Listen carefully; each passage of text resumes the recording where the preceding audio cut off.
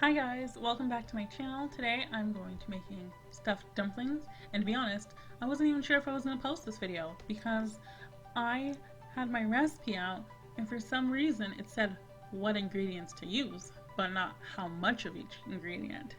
And I don't know if I forgot to write that when I transferred it to my main cookbook or if I just never had them to begin with and thought I was going to remember. I remember nothing ever. So I wasn't really sure how this was going to turn out because I had to guess the amounts, but it did end up working out, so now you get to see it. So I'm going to start by making the dumpling itself.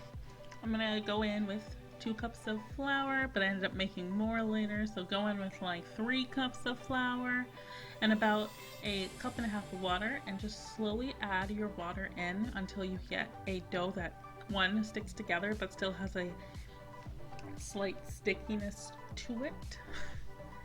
And then you're just going to knead that with your hands until it forms a nice ball.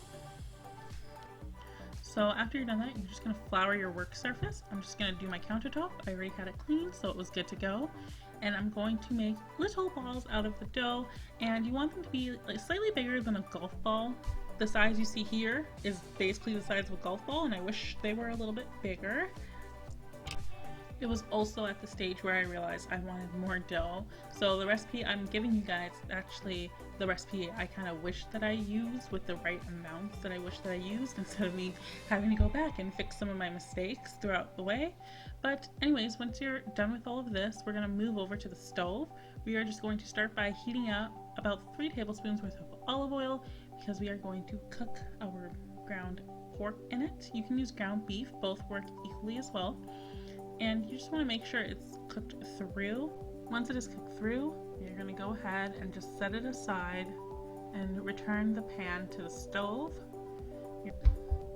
We will then go ahead and add a little bit more olive oil to our pan, and we're going to add in some diced onions. And we're just going to cook these until they are translucent.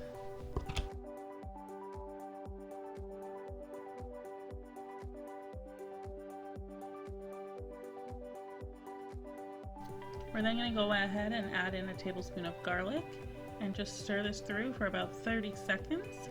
And once it's stirred through, we are going to return our meat back to the pan, and this is when we're going to start to season our meat.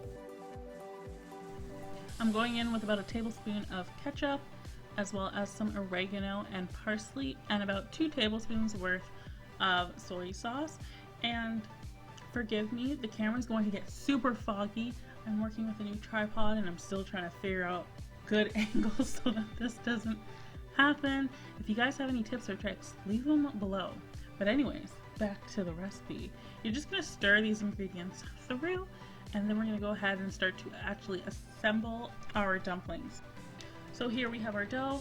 It's had a chance to rest while we were cooking the meat, and we're going to just start to form the dumplings. So you want to take a piece of dough in your hands, make sure to flour your hands so your dough doesn't stick to them, and you're gently going to pat it out until it forms about a palm-sized disc.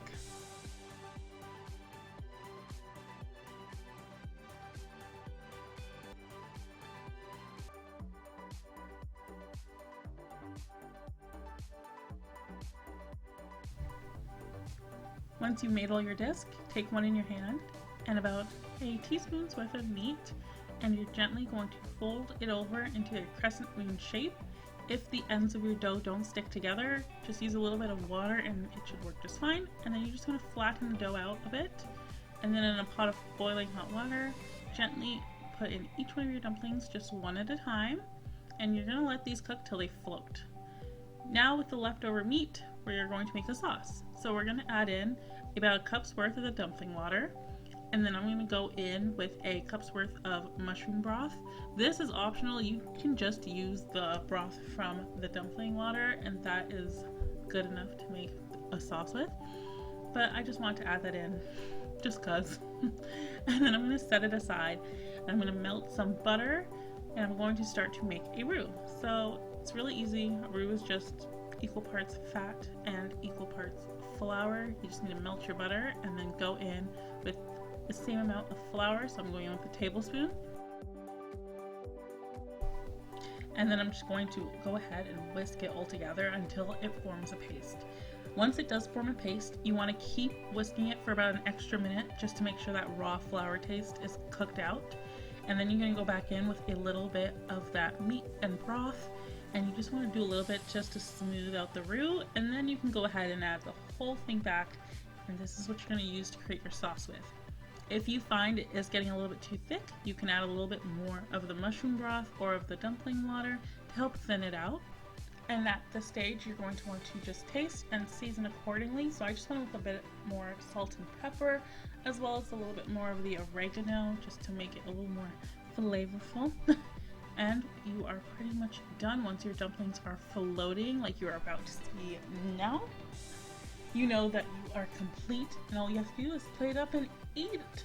How, without any recipe like measurements, these came out really good, and I'm really happy, and I'm going to add those measurements into my cookbook so I do not have to guess next time.